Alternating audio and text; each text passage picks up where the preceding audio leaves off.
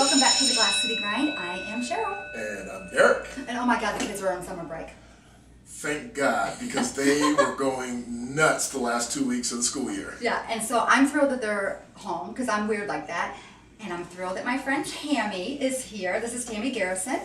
Hi, Tammy. Tammy is all things teacher. All things teacher. All things teacher. Okay, we can go with that. And I don't want to say the wrong school because I have done that to you before. I know it's in the Sylvania school system. Yes, I teach at Stranahan Elementary. That's right. Okay. So, but you have been in the school system, like that has been your career. It has been. I just finished up my 24th year. Well, congratulations. Really? Well, Yes. thank you. Thank you for that. That's a big deal. I know you've done different fields of the teaching, but that's what you've done forever. Yes, You're still teaching me things, right? I have taught special education.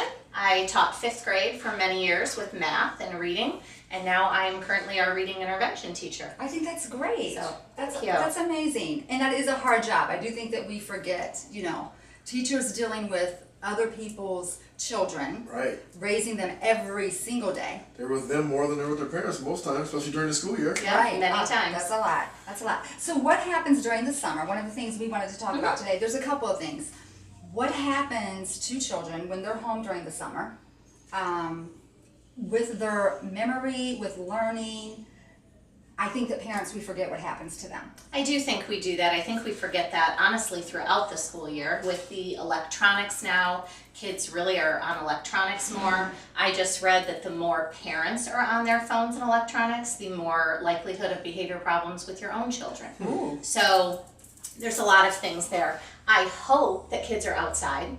I hope that kids are reading as a reading teacher. But I think, sadly, we have so many parents who are double working families, they're double income, and oftentimes kids are left at home, and it's for no fault of the parents, but hopefully we can find things for them to do, while they're there, for sure. So I always believed this. I always thought that school should go, have bigger, smaller breaks, like over Christmas and different things, and keep them moving. Because I always felt like my kids, when they ended the school year and they started the new school year, they almost lost a couple months or a month or two worth of learning that they just needed to get caught up on. If they didn't have to slow down, they probably continue to progress better. What do you think? I think absolutely there's a digression from where kids are assessed at the end of the school year to where they begin. And so that's one reason we want them to keep up on their studies. I absolutely agree with you. There are so many studies out there that feel school should be year-round, and there's places in the country that do that. I think it's in areas that have always done that. I kind of think of it as trying to change a tire while the car is still moving. Wow. So that would be hard to implement out of nowhere, and maybe being the Midwest, we were farming country, that's a true. farming area when schools first came about. And so kids were off in the summer to help with farming, and I just think we're not in that day and age anymore, but to try to change that would be difficult. So what, if you're a parent, what advice would you give me to say, okay, your kid's going to drop off, but what could I do to engage him or her at a basic level, understanding this is their break, absolutely, that it's their break, but still engage them at some level to diminish that? Right. My biggest thing that I would think of is go back to our childhood. The imaginative play versus electronic play. Minecraft is a big thing, and I call it electronic Legos, is basically what I call that now. But at the same time, kids are not playing board games anymore. Okay. They're playing games on their tablet, but as soon as they make a mistake, they can change it. They can start over. And we are finding in kids that they are having less what we call a working memory. And your working memory is your ability to hold on to information long enough to use it. Okay. So when you are reading, you're sounding out a word, your auditory memory, and you can't hold on to the sounds that those letters make long enough to sound out a word. Really? Wow. Your visual memory, your visual working memory, is long enough to see a word. Your teacher says, this is the, T-H-E, the. What's this word? The. And you don't remember that.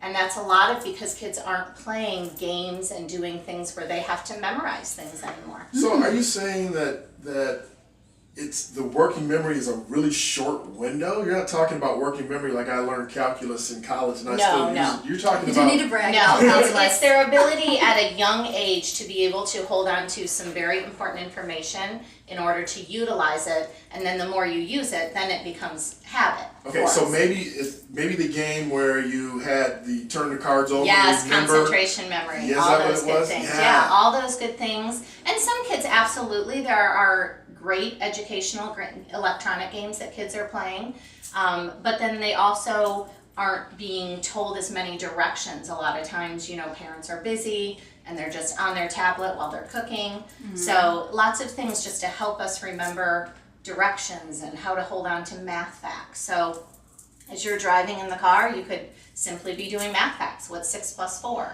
Okay. Those are things to keep their skills up, to keep their working memory. You could do a series of numbers. How many can they repeat back to you? You could do 5, 6, blank 8. What number was I missing? Really simple things that I think we take for granted. Mm-hmm. But I say or go back. we forgot ourselves. Yeah, or we forgot ourselves. We remember calculus, but we don't remember how to multiply, right? So, no, I think that's, if we go back to our childhood, I think that's, get out chalk art, the chalk, and see if they can write some words they remember or sound out some fun words. But, excellent. So do you think that a parent should remove the electronics for a certain period of time during the day, or incorporate those electronics into what you're saying? That would be so hypocritical of me because I have children on electronics as well. I think the difference was my kids are 17 and 15. I didn't have the tablets when they were little. Right. So they've already gained that working memory and their ability. But I absolutely feel the more we interact with one another, the more we read and play games is absolutely better than being on tablets. I do even say, I've noticed even with my kids in the last year, even sometimes their interaction with each other, I've thought to myself, okay, when we used to play apples to apples or have family game night or even Uno, you're learning some relationship skills, or dude, you're cheating. Or dude, you're not. I'm always saying dude because it's Blake. But those are some life skills and relationship skills, or you learn how to lose, or whatever the issue is. And so I'm even telling myself, okay, so we're gonna have to at least do one night a week where we do an hour and a half. Like last night, after my team lost, we all had to play Uno. just to calm you down. Just to calm me down. I was not happy, but it's just those things. I think it's different as they get older. But I'm thinking even for me, I think it's very difficult and different now that it's all over. Right. It used to be very few had a tablet, very few had a phone. Now everybody has a phone. It's not odd that an 8-year-old has a phone. I know. So I think it's really hard. I don't want to speak to. There are a lot of studies out there about what tablets can do and the electronic devices to our attention span, and whether they're the cause of attention deficit and vision. I don't want to speak to that because I don't have those numbers, but there's definitely studies out there, and as a teacher, we absolutely have seen a decrease in that attention span and your working memory. Wow. And your working memory also has to go with your concentration and your ability to stay focused. Wow. And so we're seeing more and more of that. So that's what's wrong with my adult clients. Their working Absolutely. memory is...